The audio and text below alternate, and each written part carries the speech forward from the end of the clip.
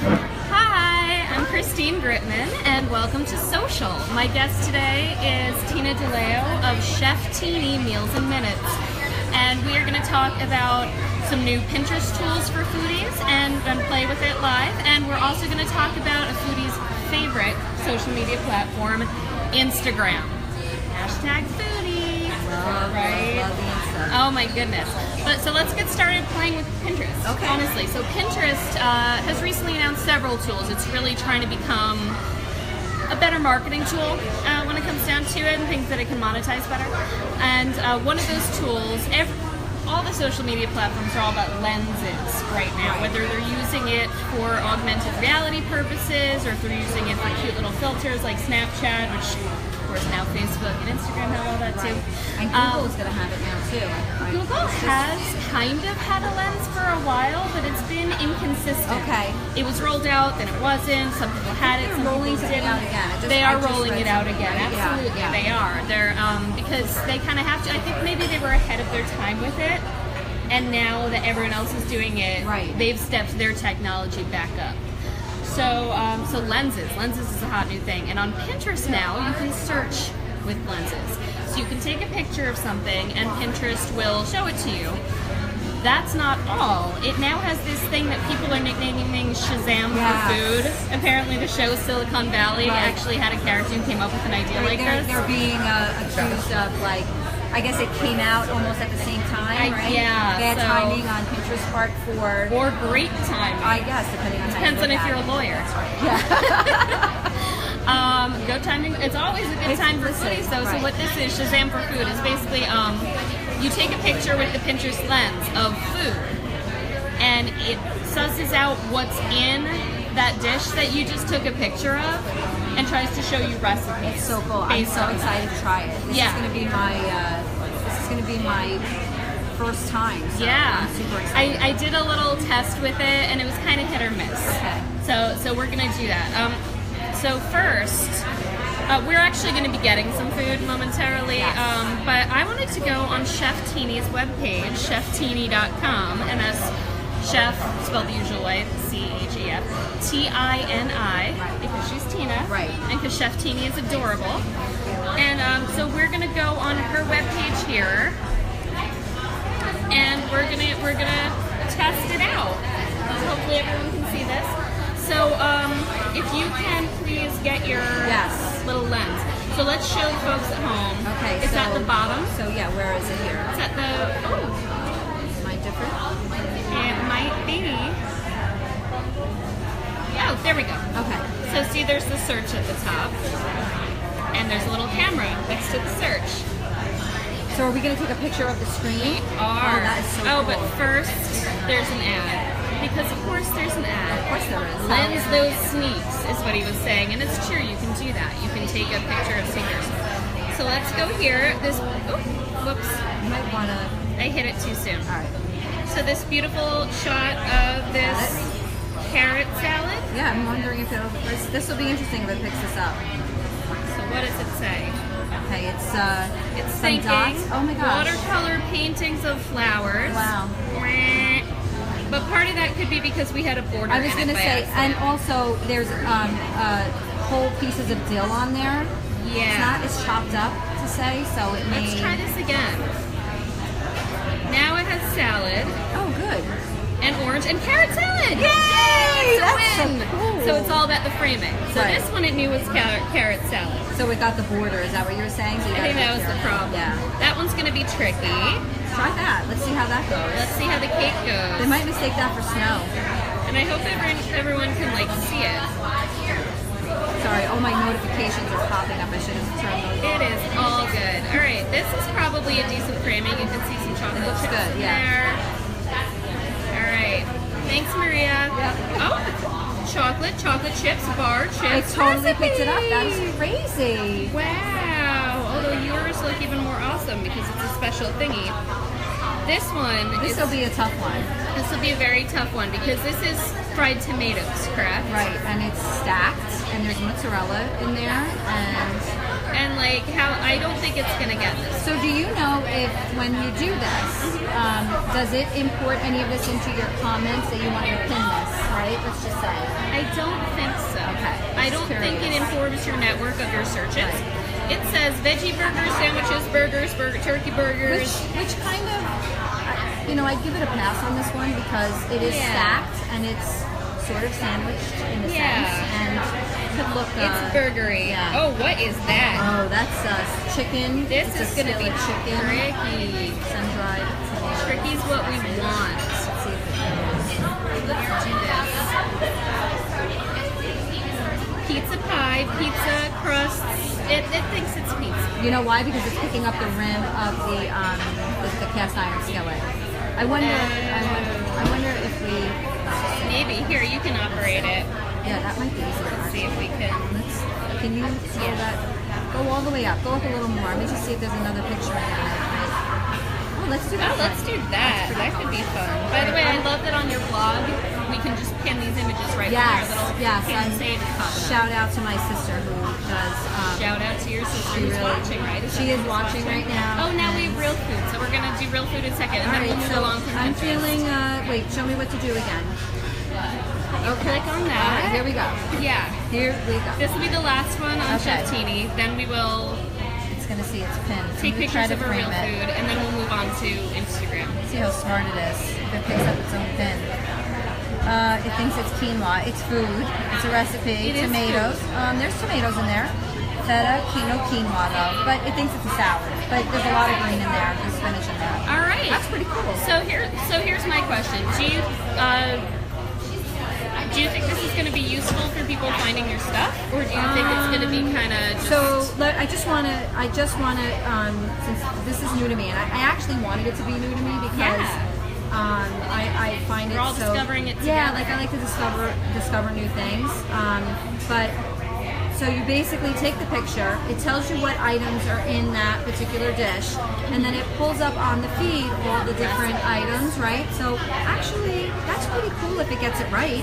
Yeah. Right? I mean, because it'll help people looking for that particular dish potentially find your recipe. I just realized you could also sort of reverse engineer it. If you take a picture of one of your dishes, you can see the keywords it's coming up with that it associates with that dish. For SEO. For SEO. And for Pinterest searchability. That might be a good idea. Actually, that's really good. Yeah. So that would be good for, because Pinterest, we really need that SEO within Pinterest too. Yes. So that it's, because nowadays when you look things up, especially recipes, Pinterest is one of the first things that's going to come up in your search. Yeah. So you could use that, or bloggers could use that, food bloggers, recipe bloggers, to become more searchable on Google. So that's brilliant. Yeah. And there's also Pinterest has stepped up their video advertising as well. They've had advertising for a little while. They introduced video advertising. Not like this week. It's been, fairly recent, but not super recent. But now they have auto-playing video ads. So is if it you're like scrolling through your Pinterest, you're saying? Yes. I don't know if you've done any sponsored Pinterest. Not on Pinterest. I mean, I do not use Pinterest as much as I should. Though you do have a good presence there. If you look at Chef Teeny, she has several boards and it links to your recipes. Right. I mean, I have one that links right to my blog. I have other great recipes and ideas that I find on there, and then some other, like cocktails and it doesn't have to be alcoholic, non-alcoholic drinks. I'm trying to think of how, but basically Pinterest is such a great tool for anyone that's trying to drive traffic to their blogs, because you want to be searchable. And like I said, you put in something and Pinterest images are like the first things to come up. I'm Italian, sorry. Good. So you do a lot of video. I do. In your work, which do. We'll talk about. Yes. But I haven't done it on Pinterest. I was going to ask, because I don't know if you can do organic video on Pinterest. There's no live, as far as I know. I know there's no live. I just mean in terms of, can you post a video? I haven't tried. I could look on my website and see if there's go to one of my videos and see if there's a pin it button. Oh, yeah, we'll do that in a bit. I don't know. I'm not really sure how. Oh, Marissa's so good. She posted your website that was to everyone. Great. That was very good. Good call.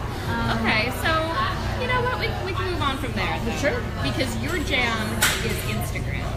I'm a lifer. I mean, it's, you know, if you're good to me and, you know, we have this mutual respect, like, I'm a lifer. I'm in for the long haul. And I love Pinterest because Facebook was really hard to navigate in terms of reach. I went onto Facebook at the same exact time they changed all the algorithms. Oh yeah. So it was sort of like everybody over here on Instagram loves me and loves what I'm doing, but Facebook, like my friends would say, I don't even see that you're posting. So I still love Facebook. It's a great way to reach people, but Instagram has always been, I guess it was like my first love on social media, and it's been good to me. It's becoming a little more tricky now, but it's starting they to are catch up. a little more algorithmic than they used to So be. the love has dropped a little, but there's ways around that. So Let's talk about the ways. so What's been working? well, right now I've noticed a huge drop in engagement, but it's again the algorithm. So you want to have your Instagram.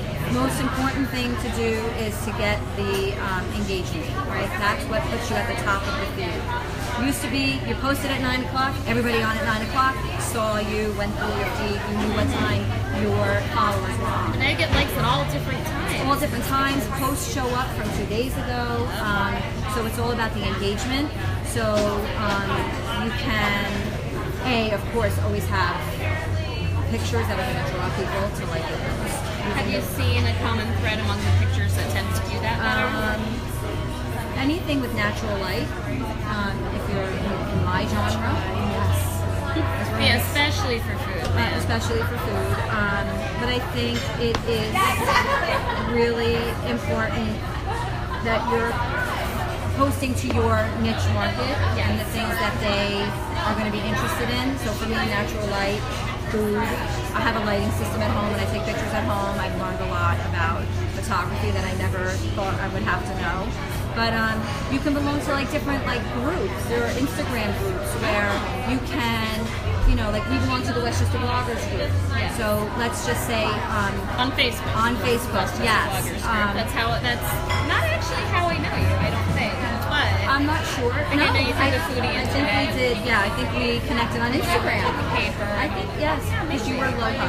But we're here, Right. Actually, we happen to be here today because there's this Westchester Bloggers and Influencers Facebook group, and they have meetups every month. Maria, who I had guessed a few weeks ago, she is from this group, and I think basically everyone would probably don't mind up having someone from this group just because we're here for the meetup anyway. Well, I mean, there's so many different. Yeah. I mean, this is a great pool of bloggers and influencers to pull from because everybody has. Yeah. So back to the. So you can belong to these pods, they call them. I belong On to a Instagram. pod. On Instagram, it's in your messages. Like Your messages. I was like, how would a group work in Instagram? I can show you, like, you can go to your Instagram feed and say you pull up a post that you would like to get some engagement on. So I just recently did this for T-Fowl, actually. I did some work with them. I'm not getting a connection now. Hold on. Let's see if it works. There we go. Okay. F1 data works better. There we go. Okay. Can you see? Yeah, I'm sure we can see that. Right? It'll come up, hopefully. But down here, there's like an arrow. There we go. Okay. There's an arrow down here, okay? And you would take the arrow, you would have to belong to a pod, you know, some group, of course. Press the arrow, your group will come up, whatever group you belong to, and then you can send it right to the pod, and then they can engage on your content. So wait, it can send it right to the pod? It Yes. knows the whole pod? Yes, it knows the whole pod, and you can engage. It's cool. So it's one way to boost your engagement. I gotta play with that. Yeah, so we could have a Westchester, we can talk to Maria about it, but We a really Westchester should. Bloggers pod. Going So say you did something, I only belong to one, people belong to numerous ones.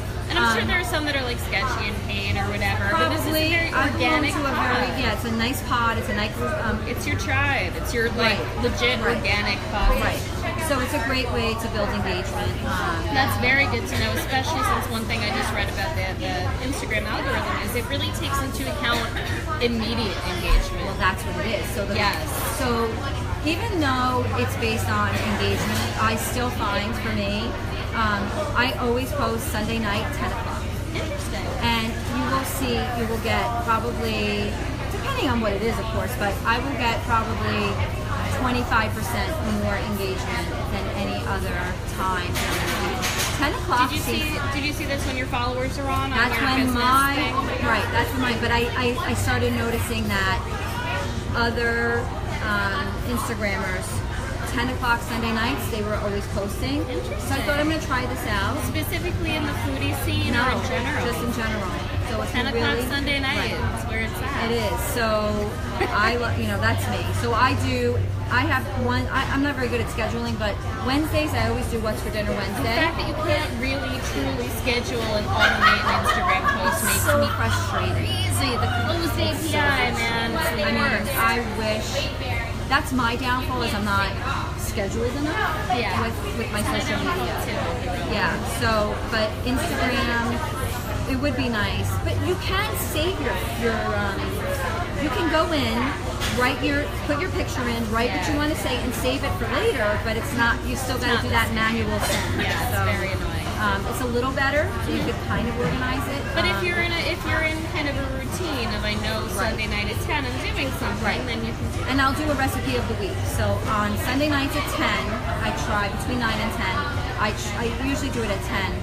I take a recipe from my blog, a picture. So it's kind of like a throwback, but on Sunday. Yeah. But I'll post the entire recipe on my Instagram. Oh, wow. Right. So the whole thing is right there in the caption? The whole recipe is right there in the caption. No, and they just can screenshot whatever. Oh, I love that. Yeah. Actually, I think I used the new swipe feature last week. I want to hear about that. Yeah. The new swipe feature. I mean, it's like stories, I think, but I mean, not everybody's on stories, so So let's talk about where the swipe feature is then. It's like literally right there. So when you go so when you go to create a picture, so let's say show the folks at home. Here, so I'll take a picture. I know it's tricky. Yeah, so let's say we took a picture of this bottle of water. Taking a picture. Okay. I'm not going to do anything fancy. Alright, there's my water, right? I'm hoping it shows. I'm sure it will. Yeah. Okay, so there's my water, and then where's my next? Oh, you know what? It didn't. Of course not, because we're watching. Right. Usually it does it. Let me pull one from my feed. All right. We're gonna take a look because this swipe feature, the ability.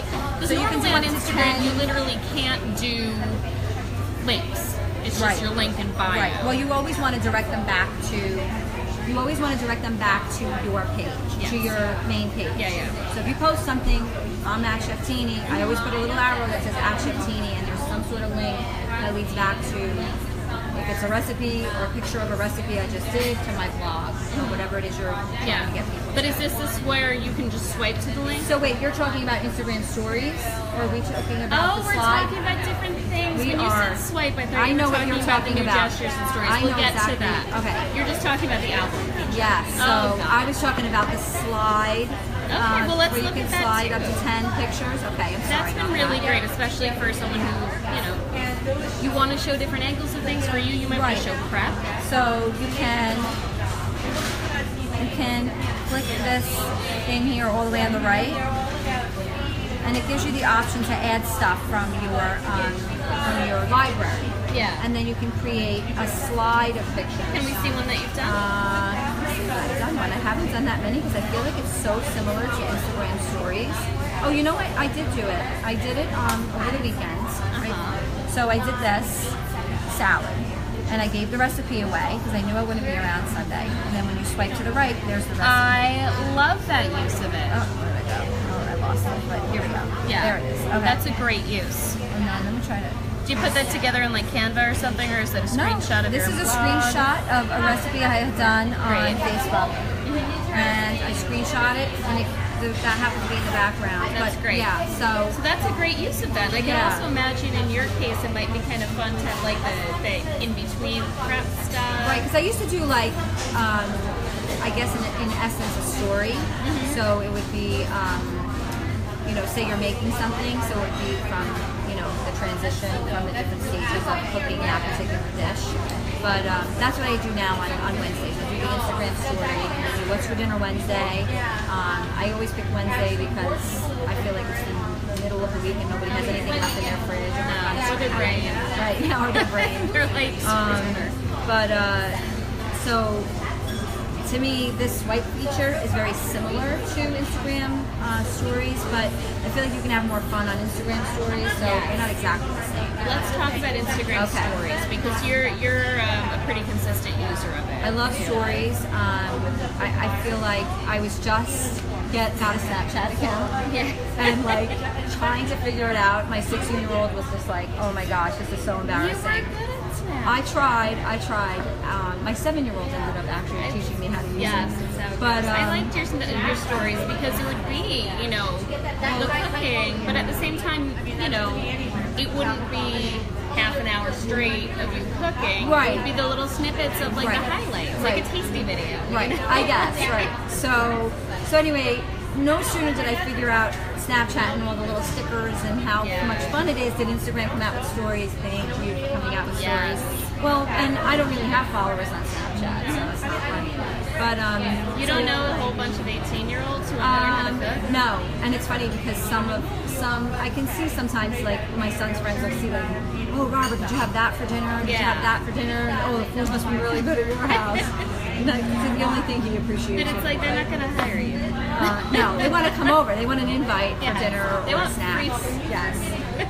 But the stories is great. So actually, I had this one. This was my story for being here with you. Yay! But I saw that because I got tagged, so I saw it. So just to backtrack or I guess fast forward. I'm not really sure which way I'm going, but so I did some work for Tefal. And I did an Instagram story. Tefal. So Tefal is a kitchenwares brand. So they came out with a new grill called the Opti Grill. I'm doing some work for them. But I did a story on Instagram for using the Opti Grill. It's an indoor grill. It's great. It's like a smart machine. Basically, if you don't know how to cook too, it's really great. You tell it what you're cooking. Chicken, fish, burger. You press the button, you close the lid, it beeps when it's done. It's brilliant, right? College kids, if you live outside, if you don't have an outside, you live in an apartment, it's a great little machine. But anyway, I did this cute little story, and I tagged sponsored, because now you can do hashtags within your story. Oh, that's cool. And I had like 40 additional people see that story because now there's a hashtag. Now that story is in the hashtag. So not just your. So you've seen actual traffic being driven by that. Yeah, because I was going through the story and I had 80. You know how it kind of wings off a little. Yeah. So it was like 80. 76, 67, and all of a sudden it said 95. And I thought, well, that's odd. How can I have, all 30 more viewers in the middle of a story when it was going down?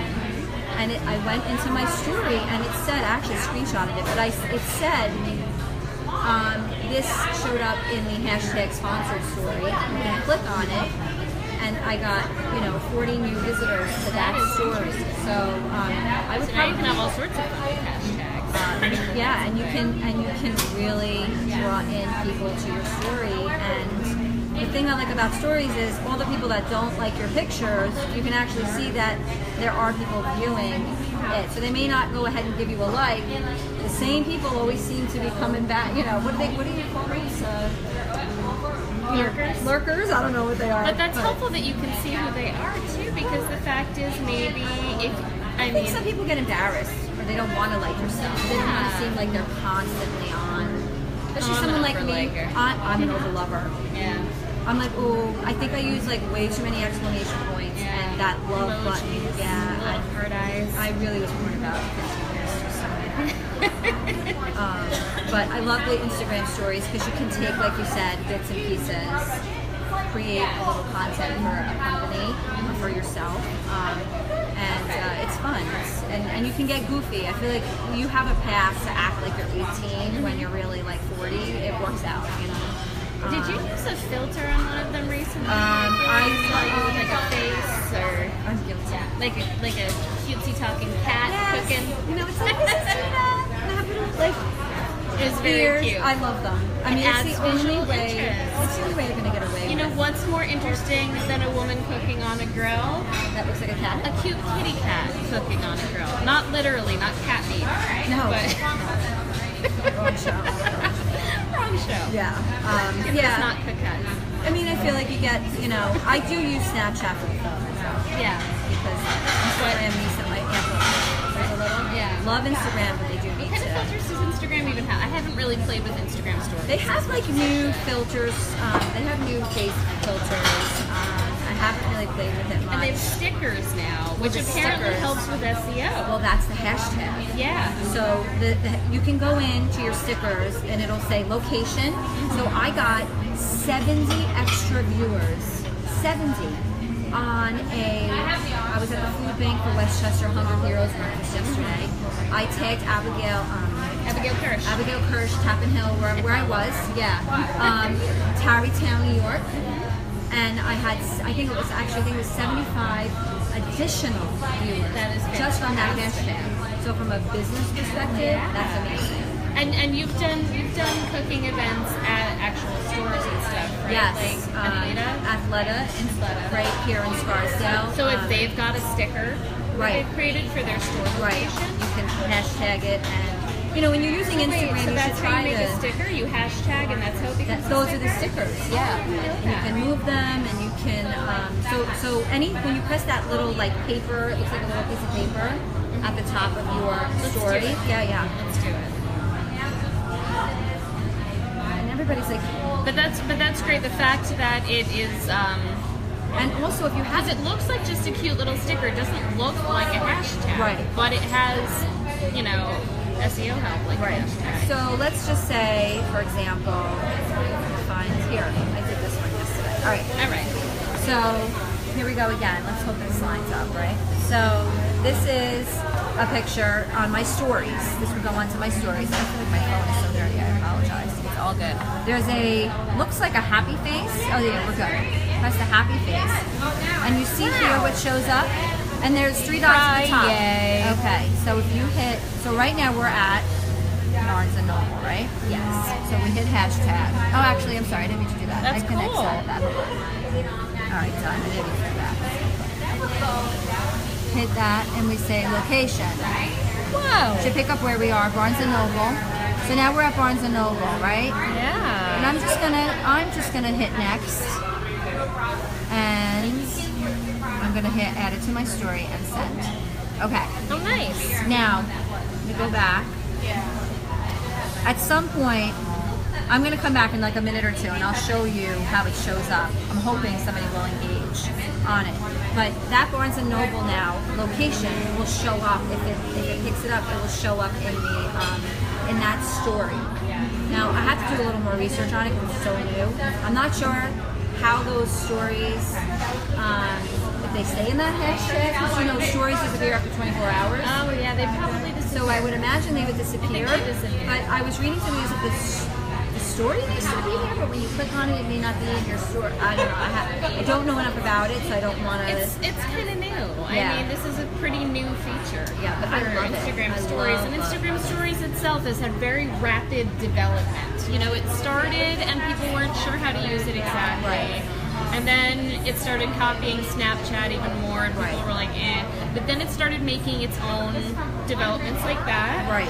The thing I was talking about before that I thought she meant with the swipe is that now, first of all, you can do ads in Instagram Stories. It used to be just organic, and then ads rolled out just to big brands or whatever, or verified accounts.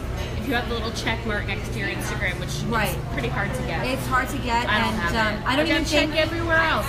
I don't think that you can even do it on Facebook anymore. Yeah, I know. You can't get verified because I did request it and it didn't happen. Yeah, I know. I got rejected the first time I requested it, and then I got it the second time. I think you have to have, in order to swipe up, it has changed. You have to have a business account though, right? The swipe up thing on Instagram Stories? Yeah, I believe so. So you need a business account, and you used to need to be verified, but now I think that you don't even have to be verified to do ads on Instagram Stories, first of all. But second of all, they have, what I was talking about before, the tangent that I went on before I realized I was talking about albums. Is that, no, it's all good. Is that it's an opportunity to link to your page from your Instagram stories ad. So that's been around since last summer, actually, but only it's bigger. It was very experimental. Yes. It was a very, very small group. It wasn't possible to break into. Right. And now it's a lot more possible to break into. So, like, let's say I'm doing it as me. My link in bio is Christine.Gritmon.com, which is my website. But let's say I want to direct people to my Facebook page because I'm doing an Instagram story advertising this, but I'm going to do an ad about it. I could do something that says swipe up to go to my Facebook page. It doesn't have to match my link in bio. And it could be right to your live feed. Yes, this is an extra linking opportunity. And any opportunity to include more than one link in Instagram is a game changer. And the fact that also it takes advantage of gestures, which is a very big trend now. And what are just a swipe up? Oh, right. Oh, I don't know the link. Right. Yeah, anything beyond just kind of the straight giving them way that opportunity to get to wherever it is you're trying to get them. Exactly, and Snapchat has gotten into that too. Snapchat ads also have things where you can swipe in and it'll lead you to a page, which is also brand new. I went over that on my show a couple weeks ago with Michael, but it was, it's just everything's developing so fast. And you have to learn, so many new things. That's why I think even with any kind of social media, stick to what you know or what people get overwhelmed by social media. Yes. Do I do this? Do I do that? Right? So you don't have to be. You don't have to be everywhere. Be where your people are. That's it. And stick to, like I always say, stick to 2 platforms wherever you think those, whatever you think those are. So yours are Instagram. Believe it or not, Instagram. I should be using Facebook more than I do. But you're there. You're not. I'm there. You don't not have a presence. No, but believe it or not, LinkedIn. Oh, let's talk about that. Yeah, because I can drive a lot of traffic to my website. So who do you engage with on LinkedIn? I engage with anybody who's trying to get dinner on the table, which is pretty much everybody. Everybody's got to eat, but people right? kind of want to talk business on LinkedIn. So how do you engage them? So people want to talk business, but I'm like, hey, busy mom who's working till 6 o'clock and you're rushing home to pick up your kids.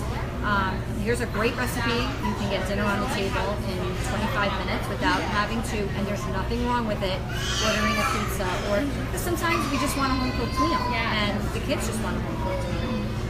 And I'm all for like takeout and eating out and all of that, but when you cook at home, you know what's in your food, and when you give your kids a home-cooked meal, it's a little special. Even if it's not the best home-cooked meal, it's coming from you, from your heart. It will be the best if they're following your recipe. Well, listen, I try, but I can engage with a lot of business people who do.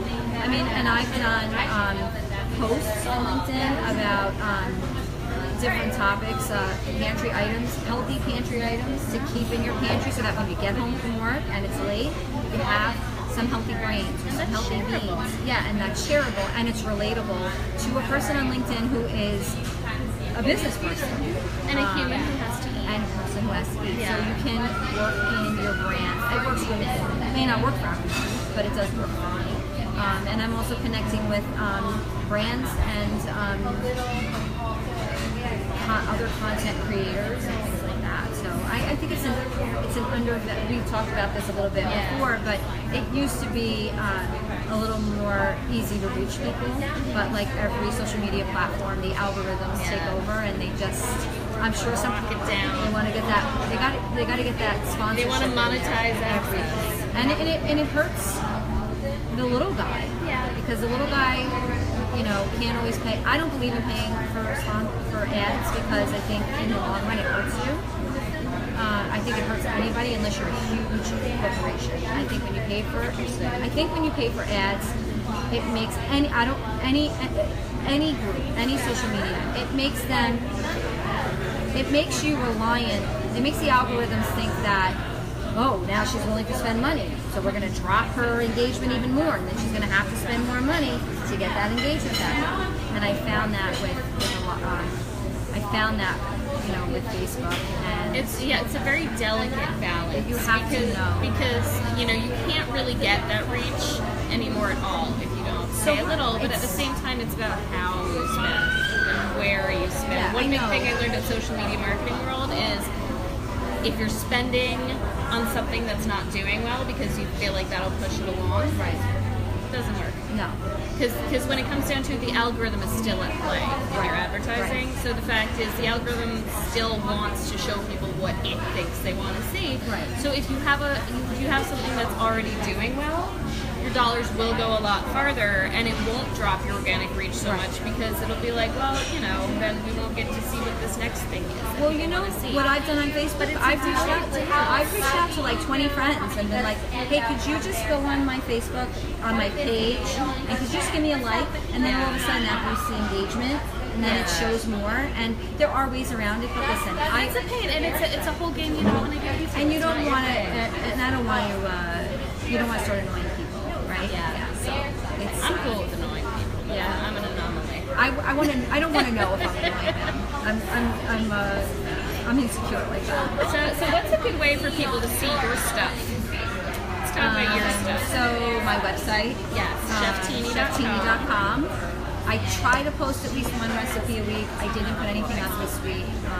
Where are your videos? My videos are on my website. They are also on my YouTube channel, which is YouTube, Is that also Chef Teeny? YouTube.com/Chef Teeny. Great. Did they go up? Where did they go up first? They go up on YouTube first. YouTube first. I've actually been using Vimeo because I've been taking my stories and saving them, and and then you don't want to put anything less than like 6 minutes on your YouTube. It kills your YouTube channel. It's not good for the algorithms of Google, I guess. So anything that's less than like 5 minutes, I put on the Vimeo. I create an account, put it on there, and then I put that on my website. So I take those little stories and I just put it right on. That's a very good idea. Recycling content in any way you can, because the fact is people may not have seen your story. Right. And this way that work is getting seen by a wider audience. And if it's something evergreen, you can just put it out. That's right. So, but yeah, recycling it and I imagine a lot of your content is fairly evergreen. I guess most of it is. I mean, I have a lot of posts that actually, and recipes that have to be redone because I started 3.5 years ago and I didn't know anything about picture taking, and I didn't really know what I was doing. I'm not even sure now. If it's from 3 years ago, you can just put it out there. I know. Well, my thing is I have to now recreate that recipe. I have to cook it, and that's fine. Maybe you can tweak it. Maybe you can say, 3 years ago I did this dish, and I've been really into dill though, so I want to see how dill would work in this recipe.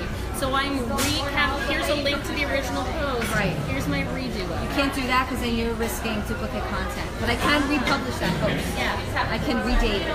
So I can take all new pictures and redate the post. Yeah. And that way it's because I don't want to drive traffic away from those. That makes sense. I don't want to, because it's already got Google ranking, so you don't want to, But that goes into the SEO, which is a whole other beast. My goodness. Yeah. All right. Well, any parting words for kind of how people can drive their foodie engagement? I mean, people love food no matter what your niche is. I wouldn't oversaturate your feeds with food if that's not what you do. But a good food post can get you a lot of engagement, and if you're going to do it, try to do natural light and no flash. Don't use your flash. As hard as it is, I went to a foodie event and I felt like such an amateur. They all pulled out these like special lightings and they're holding them over the thing and they're taking the pictures. Have you seen my Lume case? No. I have the Kim Kardashian Lume case. It lights up on the selfie side. Right. And I have with me a whole ring light. I didn't know if it would be beautiful here or not. Well, I have a ring light that when I'm at home. We have great natural light. Yeah, but when I do my videos at home, I have a ring light. But that's constant lighting. That's not the same as a flash. Flash is just gonna. No, it does something. I learned that I learned that at the very beginning. Yeah. And I would tell people when they would take pictures, please don't use your, especially on food. It does something. It distorts it. You would think in your mind you should do that, but go against it and just try to get as much light as you can. Good. Natural light, the better. And we actually got food that we didn't get a chance to eat. So I'm actually going to be doing some Instagram stories of our food. Yeah, so sitting down. We're going to Shazam or not. I'm calling it Shazam. Pinterest. You know, we might as well. You know what? A final Pinterest thing. Let's do it. You want to do this or the burrito? Both. Okay. Let's do it. Here, let me get on there. All right, a final Shazam for fooding of our food, and then we'll also do some bonus content on Instagram stories because Instagram loves food. All right, so So it's at the camera at the top. All right, I'll take the picture and then we'll show them. Yes. So this is a picture of her salad. So let's see it thinking. It says salad recipes, chicken, spinach salads. Wow, that's pretty good. Yeah, they did a good job. Now my weird breakfast burrito that has like brisket and scrambled eggs. I know. So let's see how this goes. All right. Try to be focusing on that. Yes. I'm gonna just do one. It's gonna be weird. I really want to see where it goes with this. It might get the eggs. Let's see. Let's show. Oh yeah, I'm sorry. Let's show it thinking. Food, baked potatoes, there are potatoes in there, cheese, tacos, burgers, potatoes. All right, pretty good. What is that, a short rib in there, I think? Yeah, so that's pretty short rib or brisket or something. Yeah. That is not bad. All right, that's pretty cool. Well, very nice. Well, thank you very much, Tina DeLeo and Chef Teeny. Go check her out everywhere. And I, of course, am Christine Gritmon of Christine Gritmon. And thank you for tuning into Social, which I do every Friday at 12 or 1, depending on what works for my guest. Bizarrely, I actually know what my next few shows are going to be. This never happens because I usually focus on news, so it's going to be different people every time. Next weekend, I actually have my Vassar College reunion. So I'm going to be at the Vassar talking to a fellow Vassar alum who's a branding expert. And then the following week, on Thursday, June 15th, I'm presenting at MAWA Regional Chamber of Commerce's Social Media Day. So the next day, Friday, June 16th, a fellow attendee and I are going to talk about all the good stuff we learned. So exciting. So exciting. So tune in every Friday, midday. It'll be on my page. Is it usually what time noon? it is? Noon or 1. Yeah. It varies. Okay. And thank you. Bye. Let's see what I can do here. I'm turning this off. La la la.